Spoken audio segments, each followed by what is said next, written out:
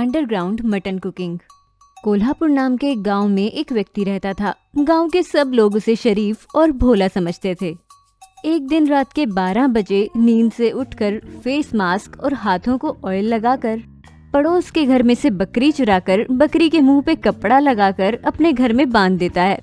फिर सुबह उठकर पड़ोस के गांव में भेज देता है। गांव के लोगों को बकरी चोर के बारे में पता नहीं था। एक दिन धर्मा की बीवी पद्मा, तुमने शादी से पहले मुझसे बकरियों का इंपोर्ट एक्सपोर्ट बिजनेस कहा था, लेकिन अब रोज रात को बकरी चुरा कर बेच रहे हो। यह सब गांव वालों को पता चला तो आपके साथ मुझे भी गांव से निकाल देंगे। मैं तुम्हारे आगे हाथ जोड़कर भीख मांग रही हूँ, आज से ये सब छोड़ दीजिए। अरे वाह, क्या बात कही है तुमने। वो लोग पूछने से पहले ही पूरी बात बता देगी क्या? बिना इन्वेस्टमेंट का बिजनेस है ये, इससे अच्छा बिजनेस कहाँ मिलेगा। ठीक है, तेरे लिए चुराए हुए बकरियों को घर में नहीं लाऊंगा और ना ही बेचूंगा। एक अंडरग्राउंड रेस्टोरेंट बनाकर सबकी बिरयानी बना के बेच दूंगा, तभी किसी को पता भी नहीं चलेगा। पद्मा ये सब नहीं समझती, अपने हाथ सर पर लगाकर बैठ जाती है। अगले दिन धर्मा अपने घर के सामने मिट्टी निकालकर एक दिन में अंडरग्राउंड बना देता है। वहाँ एक मटन बिरयानी का बोर्ड लगाता है। रात होते ही बकरियों को चुराकर अंडरग्राउंड में ले जाता है। उसके असिस्टेंट मधु को देखकर बिरयानी बनाने को कहते हैं।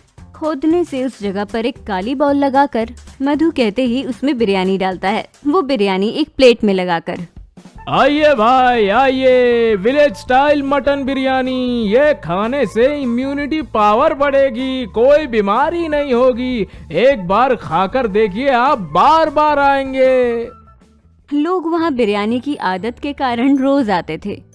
अरे क्या बनाया तूने बिरयानी, मुंह में डालते ही पिघल गई। ऐसी बिरयानी मैंने जिंदगी में कभी नहीं खाई। करोड़ रुपए भी इसके लिए कम है। धर्मा मन में, अच्छा क्यों नहीं रहेगा, बादाम और काजू जो अच्छे से खिलाए हैं तूने। क्या? हाँ, वही सोच रहा था। 1 करोड़ लगाने से भी तुम लोग कहोगे बिरयानी बादाम काजू किशमिश खिलाकर मेरे बेटे की तरह पालता हूँ ना इसे, इसलिए टेस्टी है।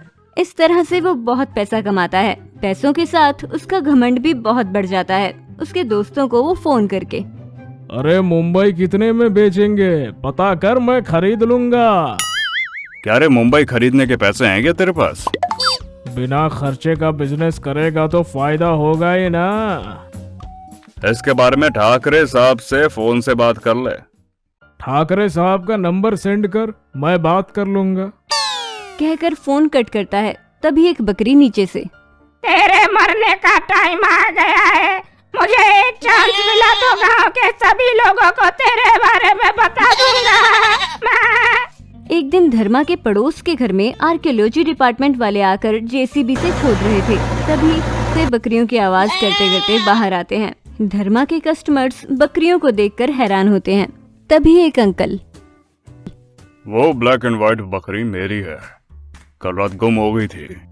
सब लोग अपनी अपनी बकरियां पहचान कर बात समझ लेते हैं। हमारी बकरियां चुरा कर कहकर हमें ही बिरयानी खिलाया तूने। अरे देखते क्या, मारो साले को, मारो।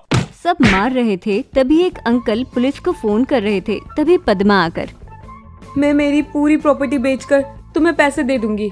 मेरे पति को पुलिस के हवाले मत करना। मेरे पति की तरफ से मैं माफी मांग रही हूँ। पुलिस को फोन मत करना, हम इस गांव से चले जाएंगे। गांव के लोग पद्मा के कारण धर्मा को छोड़ देते हैं। फिर भी धर्मा नहीं बदलता। हर गांव में इसी तरह चोरी कर रहा था और हर 2 दिन में उसे गांव छोड़ना पड़ता था।